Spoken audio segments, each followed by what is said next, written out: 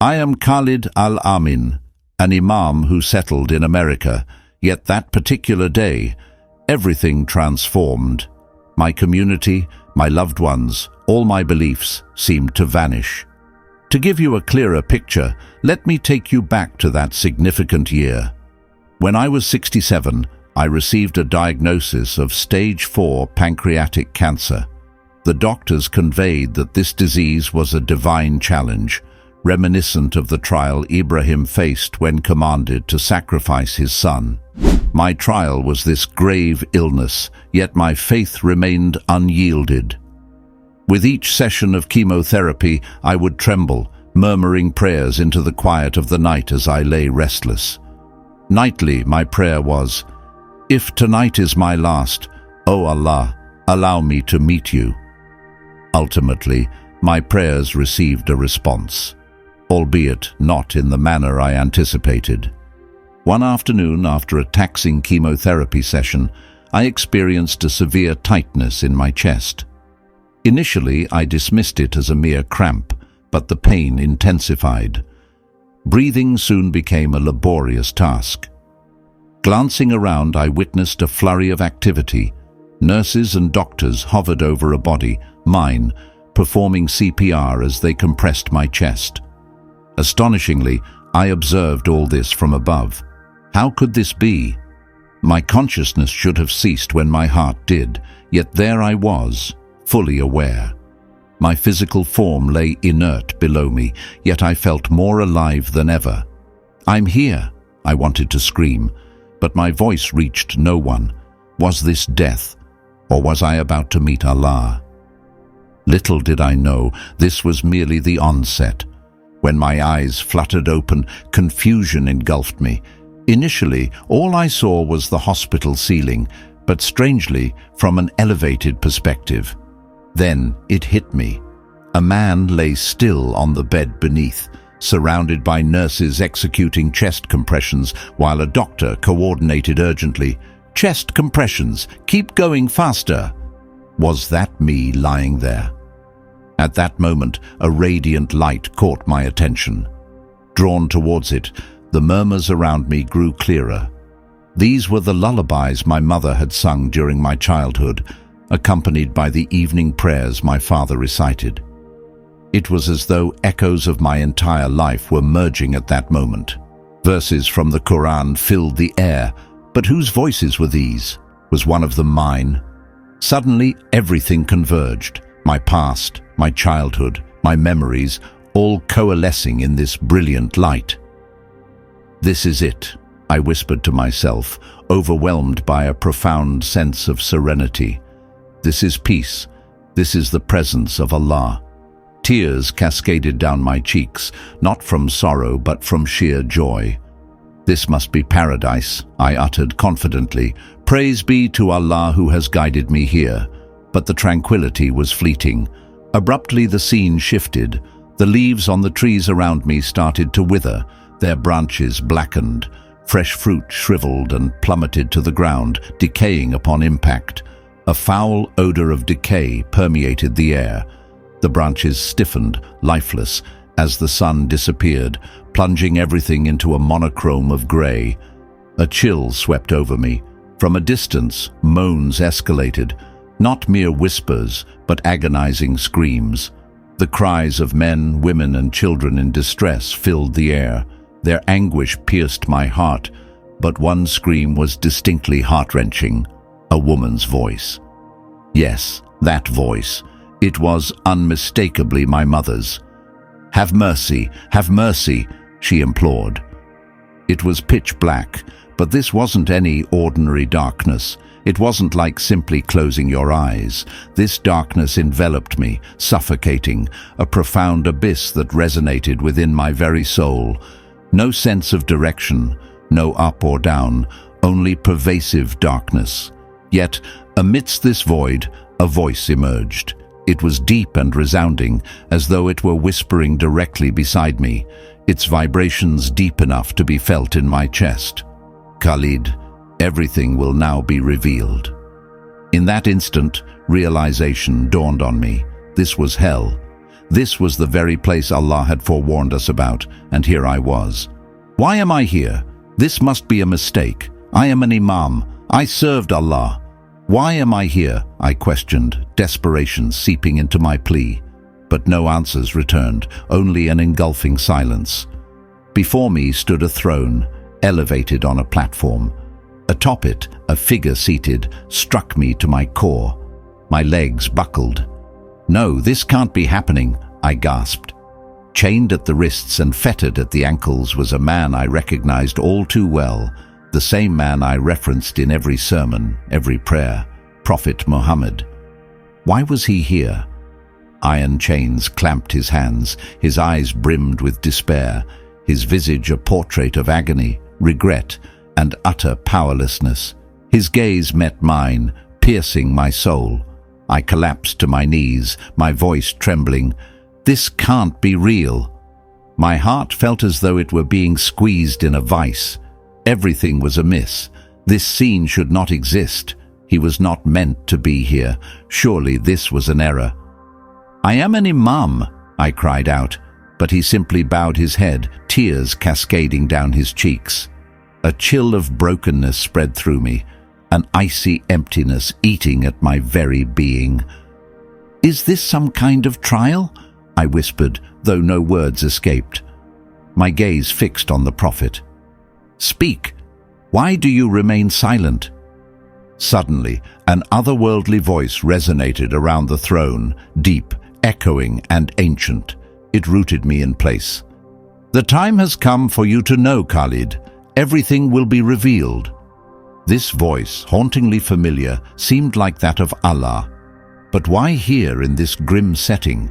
Why was I here? I had no answers, yet one dreadful realization struck me. This was hell, the very hell I had warned others about, the one promised by Allah. Why then was I, a servant of Allah, here? In that moment I sensed my entire belief system quivering on the brink of collapse.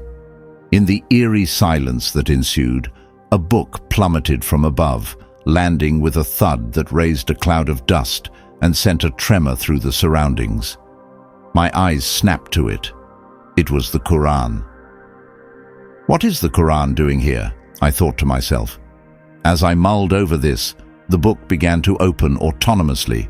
Its pages turned slowly, with no breeze to explain the movement, as if guided by unseen hands.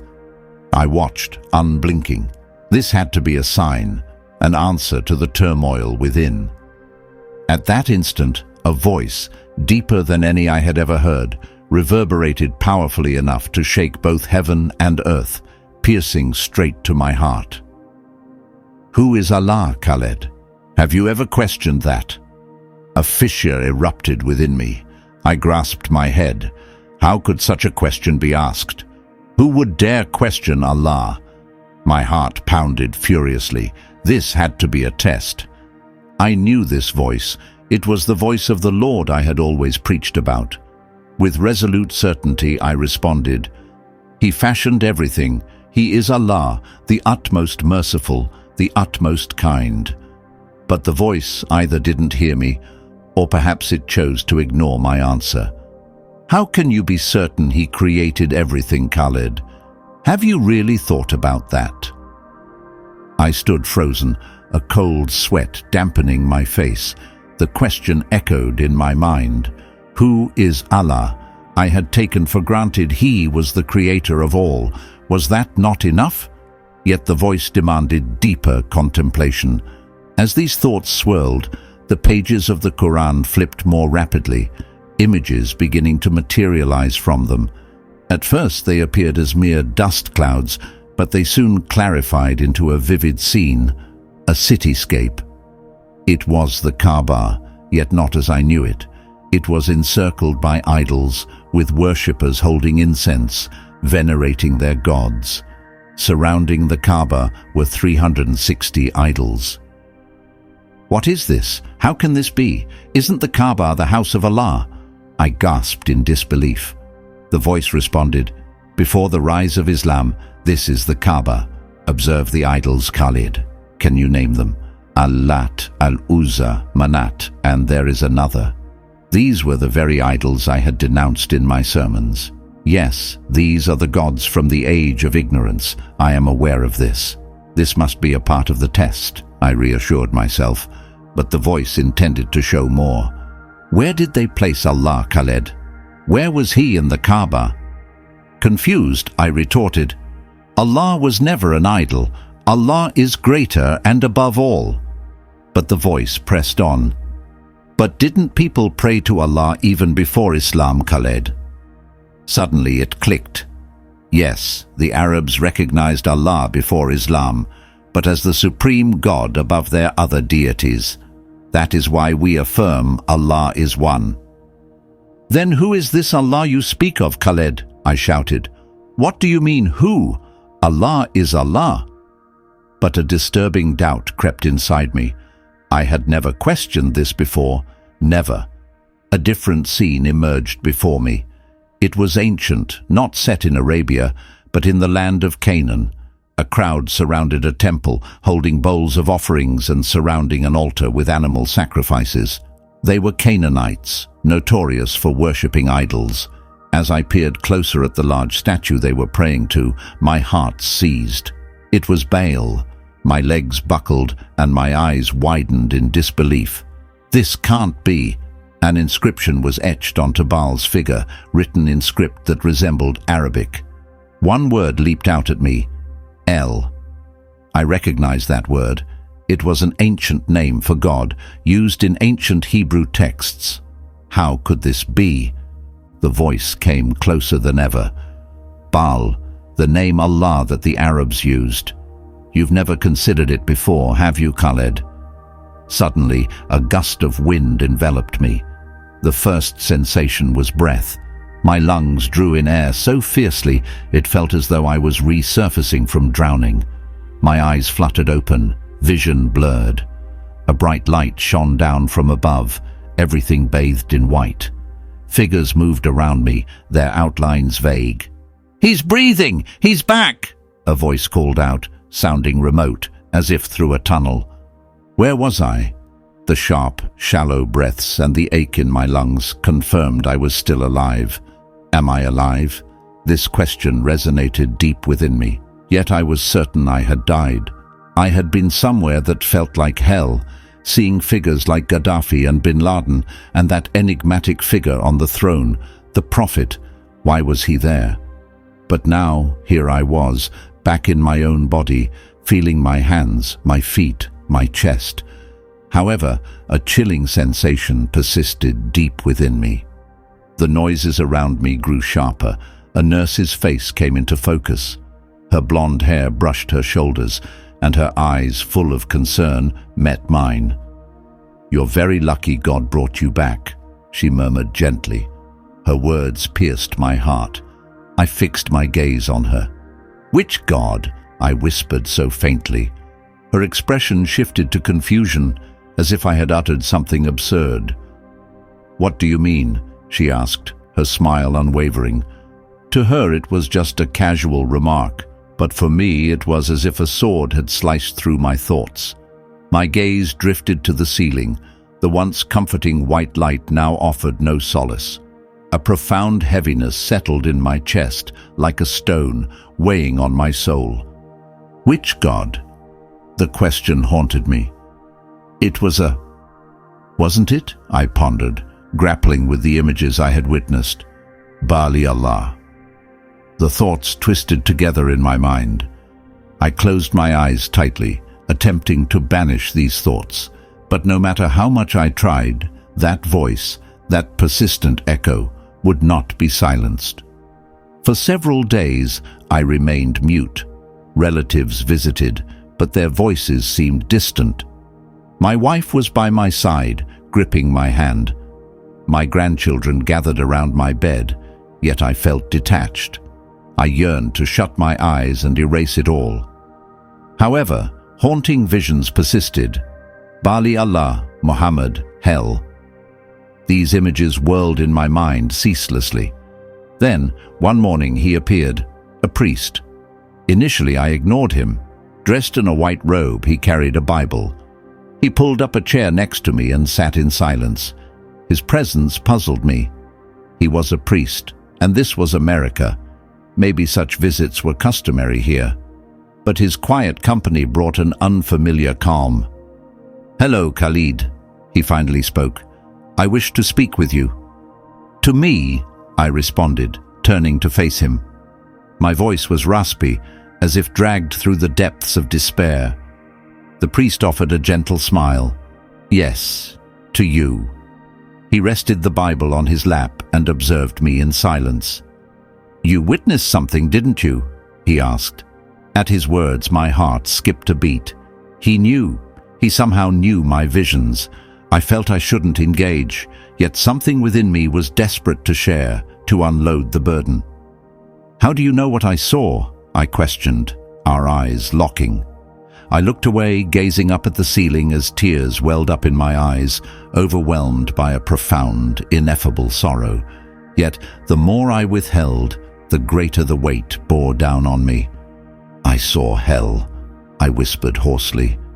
The priest simply nodded in understanding. "Yes," he responded softly. "There was a throne," I continued, voice trembling, "and someone was seated upon it. But he shouldn't have been there. He just shouldn't have." Tears streamed down my face, yet the priest remained silent, his expression devoid of any judgment, only offering his attention. "Who was it?" he gently inquired.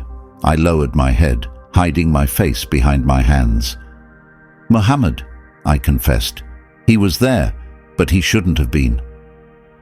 As I uttered these words, the heaviness in my chest intensified, feeling as though a boulder had been placed upon my heart. The priest inhaled deeply. "And what about Jesus?" he then asked. I opened my eyes to meet his gaze. "Jesus? No, he wasn't there. He wasn't among those crucified. But why? I never questioned it before. Because Jesus was the Savior, right?" For the first time, I found myself pondering where Jesus might have been. The priest gently opened the Bible and read softly, "I am the path, the truth, and the life. No one can reach the Father except by me." John 14:6. I had encountered these words previously, yet now each syllable struck me like a sharp blade. "I am the way, the truth, the life." Those words resonated within me, echoing over and over. He then placed his hand on my shoulder. "God returned you, Khalid, because he's not willing to lose you." From that moment, something within me shifted. I was transformed. My mind turned into a battleground. Was it all a lie? This question haunted me nightly as I struggled to sleep. But that night was different. In my dream, I saw the throne again with the prophet seated upon it. However, something had changed. His chains were absent. He looked at me, his eyes dry and resolute. As he rose and approached, something within me fractured. "Go find the truth," he said. His voice didn't reverberate this time. It was distinct and incisive. Awakening with a start, tears streamed down my face. I buried my head in my pillow, weeping. What is the truth? Oh Allah, where is the truth? At the break of dawn, I resolved to uncover the truth. That very day, I sought out Father John by my own volition. He opened the Bible as I settled in. "What are you seeking, Khalid?" he inquired. "The truth," I replied. "Tell me about it." Father John turned to a familiar passage, reading, "I am the root, the verity, and the existence. No one accesses the Father but through me." John 14:6. The words cut through me, sharp as a blade. No one comes to the Father except through me. These words imprinted themselves in my mind. Jesus. Who was Jesus? I had never pondered this before, but now it was imperative that I did. That night my dream shifted. The throne was empty. Only a radiant light filled the space. From this brilliance, a figure in white robes emerged. I didn't need to ask his name. I recognized him immediately. He approached me. "Do not be afraid," he spoke. "I am here." His words resonated so profoundly that they jolted me awake. The following morning, I returned to Father John, full of anticipation. "John, would Jesus accept me?" I asked tentatively. John responded with a warm, reassuring smile. "He's been waiting for you," he assured me. Holding the Bible, my grandson Yusuf caught sight of me. "Grandpa, what's that?" he asked, his eyes filled with curiosity. Just then, my daughter walked into the room, and upon seeing me, her expression contorted with anger. "Is that a Bible? You're an Imam, Khalid. What does this mean?" she demanded. Taking a deep breath, I faced her squarely, a resolve within me that hadn't been there before. "I am no longer an Imam," I declared. The weight of those words seemed to simultaneously shatter and mend my heart. Her face turned as cold as ice. "You're shaming us," she stated sharply, taking Yusuf by the hand and leaving the room. Silence enveloped the space as they departed, but that day marked a profound change. My family, including my children and grandchildren, turned away from me. I was ostracized from the mosque. My community distanced themselves. The familiarity they once knew faded. Yet in this solitude, I found an unexpected peace, for I knew I was not truly alone.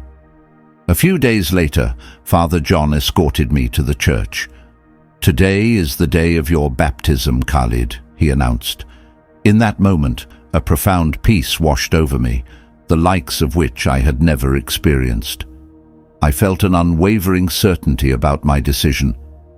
As the water cascaded over my head, it seemed to cleanse away all that had burdened me, the chains, the nightmares, the haunting image of the throne. All of it was swept away with the flowing water. Tears streamed down my cheeks, but they were no longer tears of sorrow. They were warm, a testament to my newfound freedom. A voice resonated within my heart. "You have found me." For years I had prayed to Allah, but this was the first time I felt a direct response, and it came from Jesus. That message transformed my entire being. The old Khalid was gone. I was no longer an Imam, I was simply a man. But for the first time in my life, I felt truly alive. Shortly thereafter, a miracle occurred. The cancer that had ravaged my body disappeared. The medical team was perplexed, but I understood the truth. I knew who had cured me. Each morning, I opened the Bible and kneeled to pray. But now, the words that spill from my lips are different. "Thank you for waiting for me, Jesus. Thank you for finding me." One morning I awoke to a new reality. For the first time there were no nightmares. My dreams were free of thrones, hell, burdens, cold and chains. All were absent. I found myself in the embrace of Jesus, and for the first time I felt genuinely alive. "I am the way, the truth, and the life." John 14:6.